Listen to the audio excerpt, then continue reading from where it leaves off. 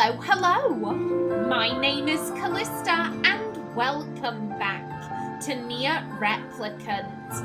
In the last episode, we arrived at the Forest of Myth and discovered that the villagers here are currently under the influence of a mysterious illness, something called the Deathdream. Now, we were able to snap the mayor out of it, However, there are still these other two villagers, and I mean, we're here, we should help them. This person must be dreaming too. It would appear that way, yes. Enter this villager's dream. Yeah, I obviously want to help these people. Can't say I'm very excited to go back there. That dream world sorta creeps me out. Perhaps you should spend less time complaining and more time getting on with the mission. Indeed. Yeah. I'm excited to get into this. I really like this. As a section of the game, I find this very interesting, so I'm eager to see what all of the dreams look like. I breathe air scented with death and resist the urge to laugh, for I know it will sound like the words of a madman. How long have I been in this fresh hell? My box, my prison, is tucked beneath a stairway in the long unused catacombs of some infinite castle. Outside, I hear the sounds of a funeral dirge that plays without end. Light has no place here. Wind is a forgotten friend. I pray for death to come, but he forsakes me. Time passes. An eternity slips by in a single tick of the clock. Someone knocks on my prison. Anyone there? I hear an unfamiliar voice say. My saviour. I claw at the door of my jail, embedding thick splinters under my ragged nails. I scream for help. I laugh, I sob. Surely this is a product of my addled mind. Surely it cannot be true. Help me, I cry. For the love of all the gods, help me!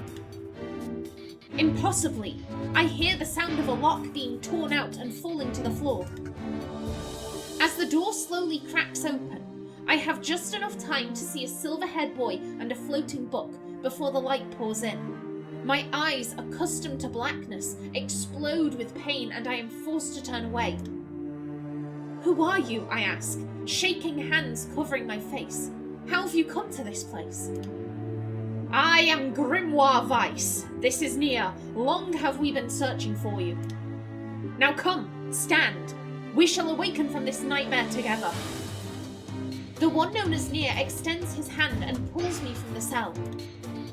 Though my eyes are slow to adjust to freedom, my ears are keen as ever, and they recognize the staccato sounds of heavy rain. I never thought to hear that again, I whisper. Would that this were not such a terrible storm, said Grimoire Weiss. Look at your feet. I force my eyes open and see water pooling around my ankles and lapping at my shins. There's so much of it.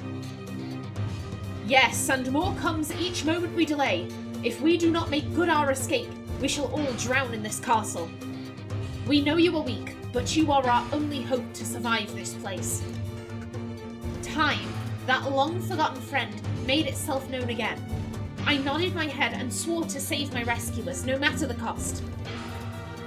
The castle catacombs are a maze, twisting upon themselves like the endless entrails of a giant.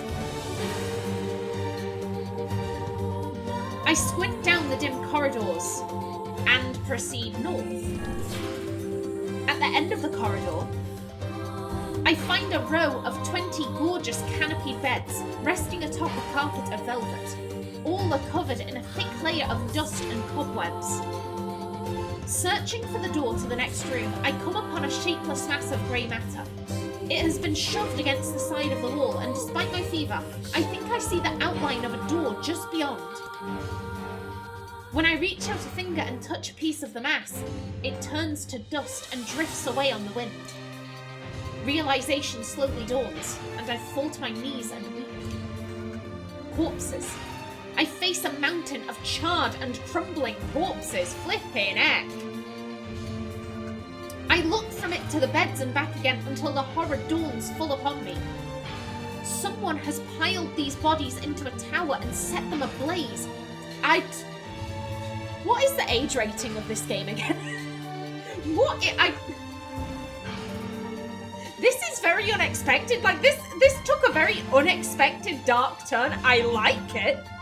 I like it. I just find it... I wasn't expecting this. I wasn't expecting something like this. Whether they were alive or dead, I do not know, and sanity will not permit me to consider the proposition further. I make a sound. Whether scream or laughter, I cannot be certain. Then my mind grants me merciful blackness, and I find myself opening the door and leaving that most terrible of rooms.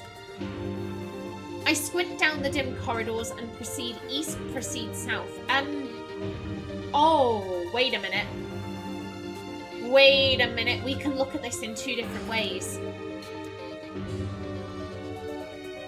Are we talking about proceeding east and south from our current position, or are we talking about them as in the points on a compass? Because if it's our current position, then south would just take us back from where we came. We'd be going backwards.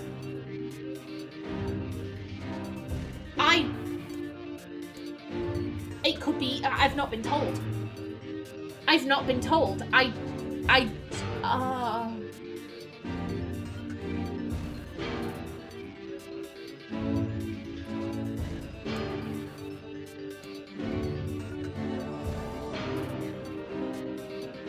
drawn to going east because personally I think that we've just come from the south.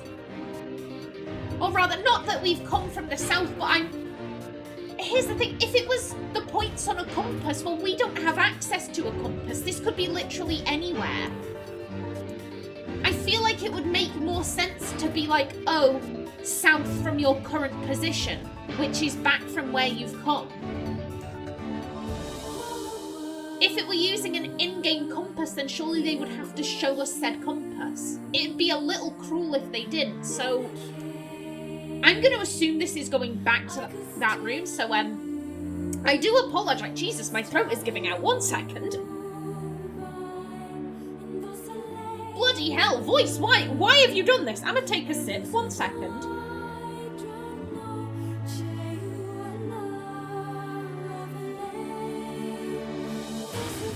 Oh, this is why I keep drinks with me. This is why I always record with a drink on hand. Okay, that's better.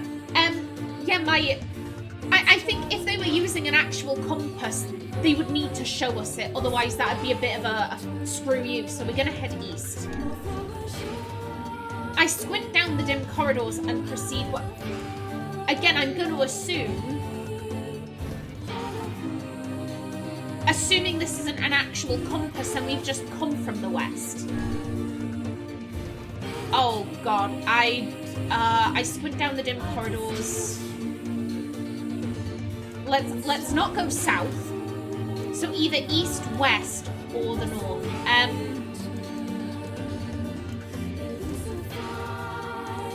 I'm gonna go from the top and work my way down. At the end of the path, I find myself in a giant hall with only the sounds of rain for comfort. The waterlogged red carpet squishes beneath my feet as I approach the centre of the room. Once there, I behold a beautiful dining table, upon which rests china and silver of the finest construction, as well as the remains of a fantastic feast. As my eyes continue to adjust, I see many chairs surrounding the table, each holding a dinner guest. Noticing movement, I approach the chair at the table's head, but as the truth of the matter dawns on me, I recoil in horror. The host of the feast is a corpse, as are all the invited guests. An army of foul, wriggling insects have made homes in their remains, and this is the movement I saw. The once splendid feast was now nothing more than a requiem for the damned. I take a moment to steady my shaking hands, then slowly back away from the table. Desperate to lose sight of the abomination before me, my gaze lands on the chairs upon which the dead were seated. This is a mistake. for the chairs proved to be even more terrible than the feast itself. Each one is covered in a layer of spikes that run from the seat up the back and down the arms. This explains the colour of the carpet beneath my feet. I can only pray that the unfortunate diners were dead when the meal began. For if not, it is a simple task to envision the agonised screams that must have sprung forth from their mouths. My mind grasps frantically at the possibility that these souls had committed some terrible crime for which this was punishment. Though in truth, I suspect they had committed no crime at all. There would be no tomorrow for these unfortunates. This was their last supper. I squint down the dim corridors and proceed west, proceed north. We came from the east. Again, that would be backtracking. Against all hope, we make it to the front door. Break it down, someone cries, and so I give myself to the effort. In tandem with NieR and Grimoire Weiss, I slam my body against the thick, sturdy door. On the third try, it gives way, and we find ourselves sprawled on the ground outside the castle. The storm is in retreat. The clouds above are still dark and foreboding, but to the west I can see a thin shimmer of sunlight trying to break through. How can I thank you, I cry, as tears join the rain on my cheeks. I surely would have died in there. Looking down, I suddenly notice that my dress is in tatters and sheepishly try to cover my exposed skin. Your dress? Asks Weiss. Then you are a woman, madam. I am. I proffered the two with a smile. I suppose that comes as something of a surprise, seeing as how I exist only in the form of words. I can see that the one known as NieR is disappointed that the torn dress will be given no further description, but he— NieR! NieR, what the fuck?! Y'all have just exited the house from hell, looking at all of these corpses, torture devices, and you're like, oh, the tortured lady isn't being described in all of her naked glory. NieR! NieR, what the fuck? Bad, NieR, bad! I can see that the one known as NieR is disappointed that the torn dress will be given no further description, but he hides it well. With a nod and a shrug, the three of us set forth to our awakening. And behind us, an awakening of another kind is taking place. Black smoke fills the abandoned castle, providing the countless damned souls inside with their final shroud. After a moment, the castle's windows shatter with a mighty roar. A fresh breeze blows through the hallways and corridors, clearing the smoke away for good. As we watch in awe, uncountable black shadows slowly flicker to life, crossing to and fro in front of the broken windows. The castle's dead have awakened to their new life as shades. Oh.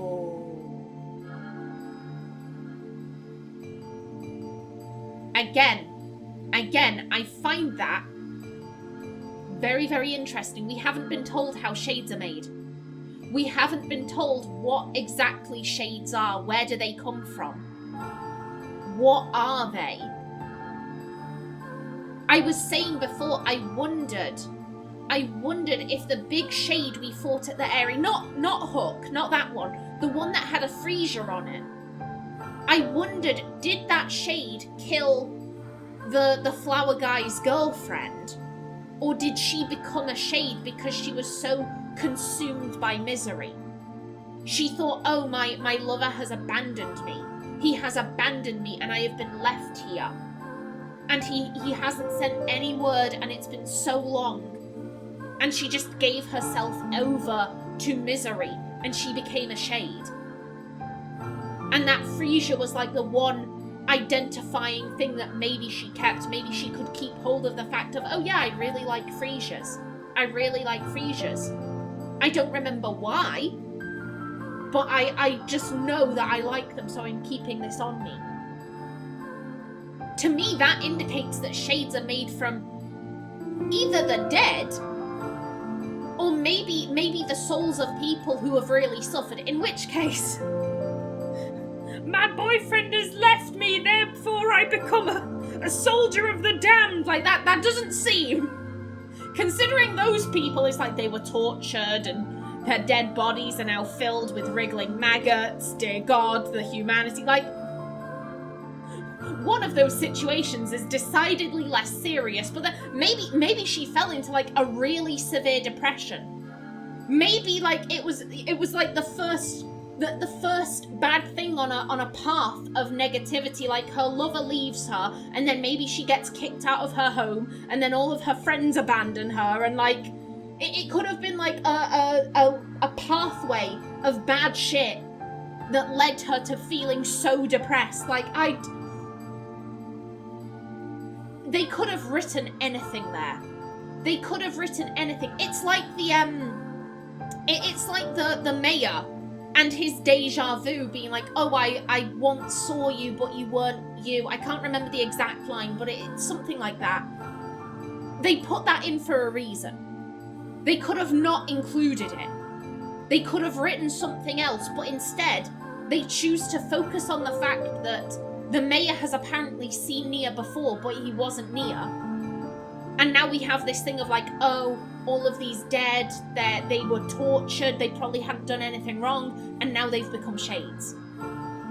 They didn't have to include that last bit. They could have just ended it with like, oh, we go towards our awakening and she wakes up. Like, they could have just done that, and they didn't. So to me, that reads as important. You have anything to say about that? Hopefully there will be no labyrinth next time. But what about the ending? I hear that. The ending was interesting. Also, NieR, you're a pervert. You're a pervert. What the fuck is wrong with you? Thank you so much for saving me. I never want to have a dream like that again. Hey, it's no worries, madam. No worries. Now, what about you? And another victim. This work certainly is trying. Enter this villager's dream? Yes. I figured a book like you would be into all this word stuff, Vice. Even I have my exceptions. Now let's be off. Where to this time? A colony of massive sculptures was visible in the distance, their tall forms scraping against the sky. Vice and NieR had never seen such a sight, and their eyes widened as they tried to take it in. Those buildings must be huge if we can see them from this far away. Oh shit, do we actually get your narration this time? What do you think, Vice? As Vice considered his answer, the sun beat down on them with renewed ferocity. Perhaps they are some manner of mirage. Oh no, the voiceover has stopped. Under this heat, a mirage or two would hardly be an unexpected sight. NieR nodded and wiped the sweat off his brow, leaving a trail of sand in its place.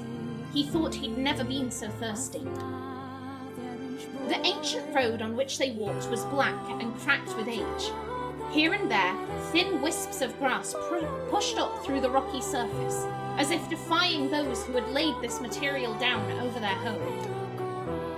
The heat reflecting from the road made NieR lightheaded. His feet hurting, he crouched down to rest. I don't know how much longer I can do this. Is someone playing a joke on us or what? The complaining had already begun. Vice tried not to let his eyes roll too much. A joke, he said. No joke. This road leads to the City of Art. Perhaps the path itself is simply some manner of grand artistic work. You don't sound very sure of yourself there. Perhaps not, but thinking of it in this way might make it easier for you to bear. NieR glanced at Vice's grinning face, shook his head, and resumed walking. As time passed, NieR's feet grew more painful, and his throat drier than he thought possible. He tried not to look further than the next step ahead, because the bright sunlight made him hesitant to trust his own senses. We are definitely getting closer, said Vice in an effort to cheer his companion. Yes, this much is certain. Encouraged, NieR lifted his gaze. Suddenly he stopped walking, choosing instead to stand in the middle of the road with his mouth and eyes wide open and his finger pointing in the distance. "Water!" he cried. "It's water!" "Water?" asked Weiss. "Preposterous, I don't see any water." "Over there, just ahead of us, look, the sun is reflecting off of it." Without waiting for a response, NieR sprang to life and bounded towards the site. "What in the..." There was no water. There was nothing but sand in every direction. NieR closed his eyes and sighed as Weiss floated up behind him and chuckled softly. "I believe this is known as a mirage," he said. "Many a desert traveller has spoken of such things." NieR shook his head, bewildered. Suddenly he pointed off in the distance, his eyes wide once more. "Wait, there it is! I just missed it! Look, it's right there!" NieR sprinted off again, leaving Weiss with no other choice but to follow. After a few minutes of running, NieR came to a halt. "I could have sworn it was right around here." Confused, he put his hands up to his eyes and rubbed them vigorously. As soon as he stopped, he noticed a blue, shimmering pool of clear water just over the next rise. With a shout, he bounded off in search of it. The chase continued for nearly an hour, until an exasperated Weiss finally floated up to NieR and struck him in the face with his cover. "Enough, you blithering idiot! Stop this at once!" "There is no water here!" NieR's face clouded. "There isn't?" "There is not, and perhaps next time you will listen to me when I tell you as much." Weiss paused for a moment, then continued speaking in a slightly kinder tone. "However, I suppose this mad chase was not altogether wasted. It seems we have arrived in the City of Art." NieR looked up. Stretched out before him was a row of impossibly tall sculptures. Their journey was at an end. "They're huge!" cried NieR, completely forgetting the heat and pain of the past few hours. "I've never seen anything so big." Each sculpture was formed from roughly the same shape, a tall rectangle that stretched up towards the sky, but that is where the similarities ended. Most were covered with panes of glass that reflected light in 1,000 directions, while others seemed to be nothing but frames of steel. Some had tall spires on their tops, while others possessed triangular caps. "What kind of city is this?" said NieR. "Where are the people? Where are the houses?" "Perhaps the land is intended exclusively for artistic use." The debate continued as they made their way through the city. Miracles of artistry were everywhere. Great iron crates with wheels sat silent on steel rails. Beautifully carved works with lights of red and amber dangled over every street. This is just a city. This is just a city. The artwork they're skyscrapers. They're buildings. They're office blocks. Great iron crates. That's a train. And those are stop signs, or stop lights rather.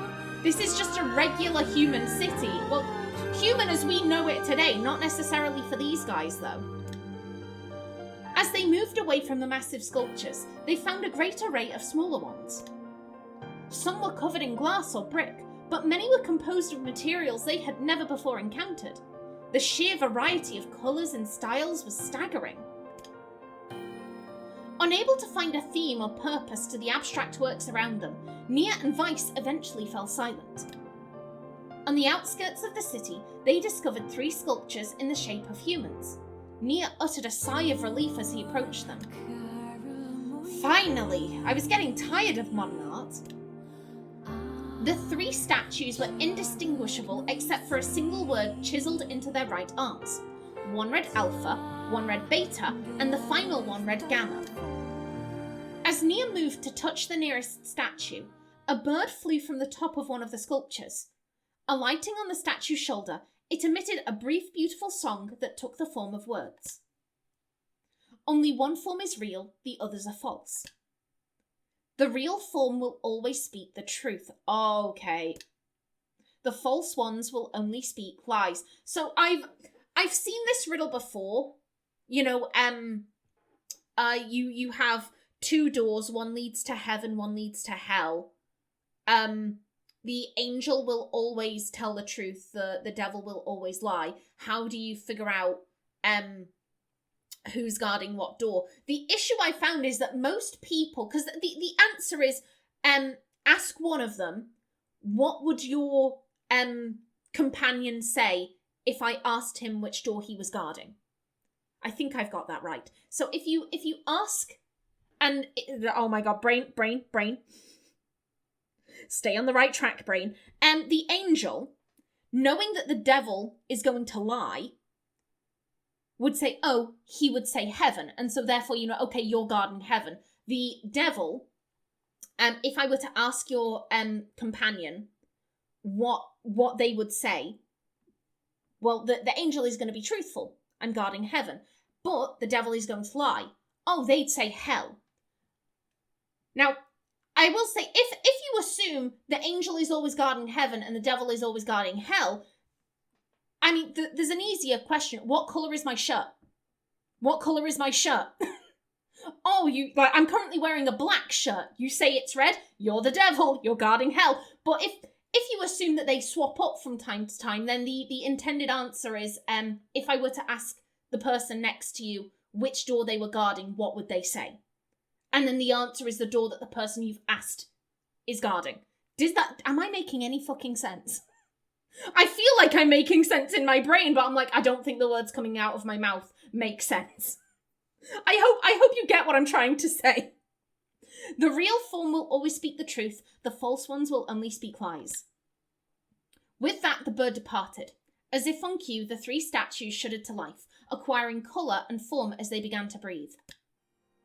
Hey, look at that, said NieR. They're alive. The triplets bowed low before NieR. Please, said Alpha, you have to get me out of this nightmare. I am real. Stop lying, said Beta. He turned to NieR and threw his hands in the air. Alpha's a fake, I'm the real one. What a load of crap, said Gamma. Beta is fake. Everyone knows I'm the only real one around here. Their respective pleas given, the three statues returned to their frozen state as silence once again enveloped the city. Okay. Are we gonna get any I don't want to move on in case we don't get any extra information.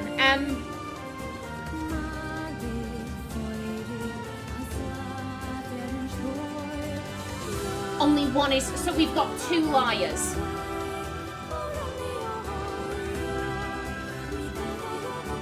So okay, let's take this step by step. Then again, can we get anything out of this? They're all giving the same.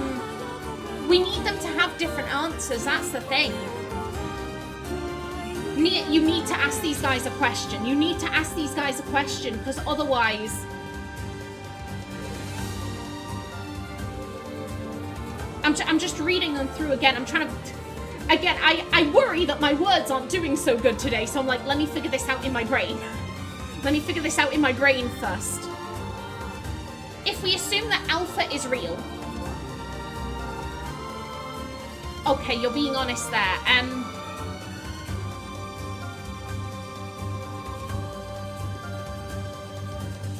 Yeah, that doesn't...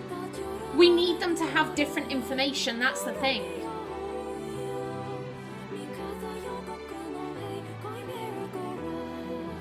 We need different information, I think. Their respective pleas given, the three statues returned to their frozen state as silence once again enveloped the city.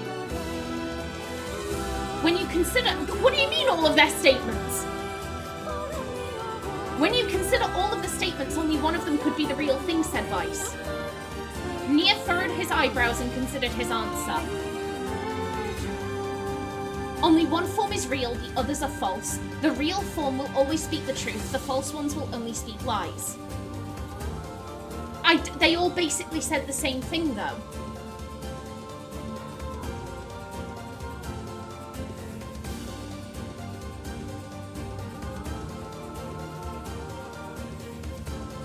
Okay.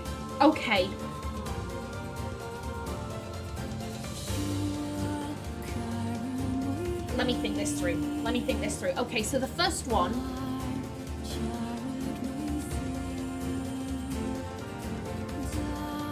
Alpha said, like, oh, you've got to help me, I'm the real one.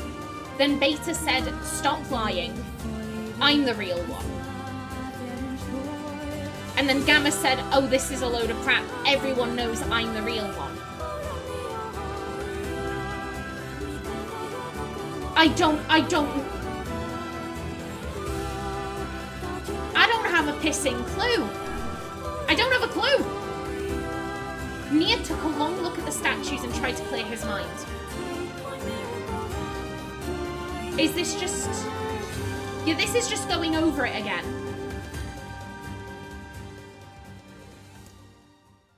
Okay, one form is real, the others are false. The real form will always speak the truth. The false ones will only speak lies.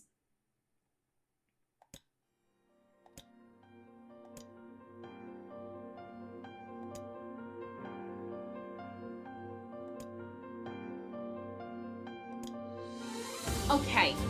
Yeah, we're not going to get any more information than this.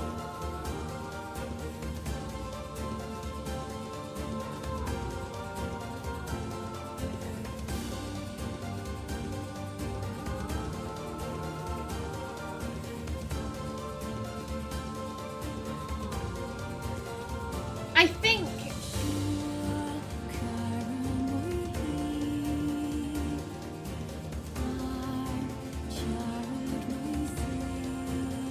Okay, I'm gonna go from the bottom up. Because we get the most with Gamma, I think. What a load of crap. Beta is a fake. Everyone knows I'm the only real one around here.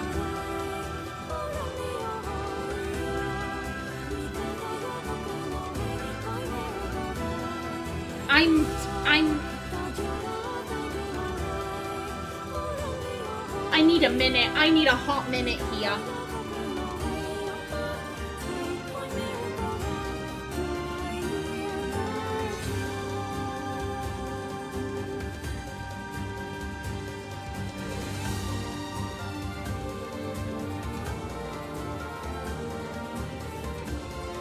Yeah, I can't work this out. We need, I personally am like, I think we need more information here, but the game just isn't giving us more information.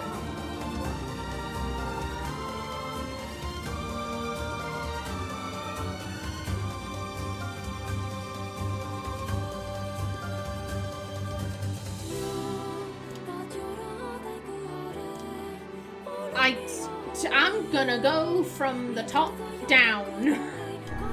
The real one is Alpha. The eyes of the statues shone with an eerie light. The light grew stronger and stronger until NieR and Weiss were forced to turn away. Oh.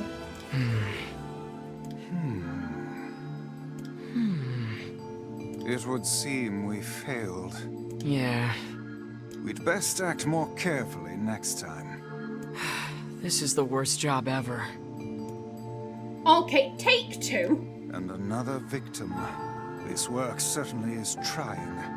Now, I'm gonna speed through this, so see you when we get back to the decision. Okay, there we go, back again. The real one is Beta? Though NieR's voice betrayed a notable lack of confidence, he was relieved to see Weiss nodding at him. If Alpha were telling the truth, began Weiss in the dry tones of a lecturer, Beta and Gamma would be fakes.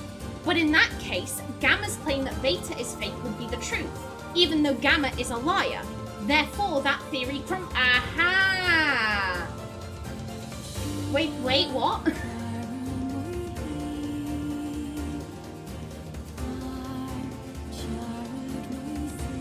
How are you getting that?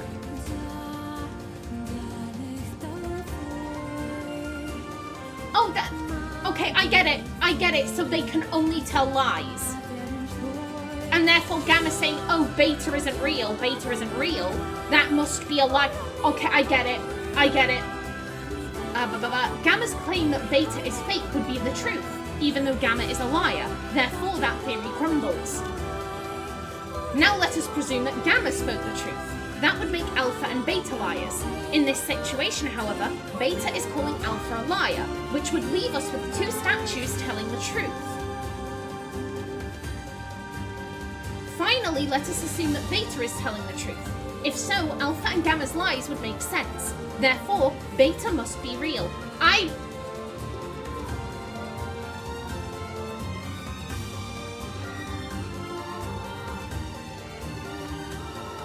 Does this make sense?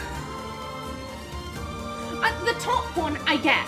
But then again, you're assuming that the liars wouldn't try and screw each other over. I think that's my issue. I think when I have very limited information, my brain tries to overcompensate. And I'm like, oh, but what about this? What about this? What about this? And it's like, no, this is just the information presented. This is all you get. Like the first one, Gamma's claim that Beta is a fake. I get that.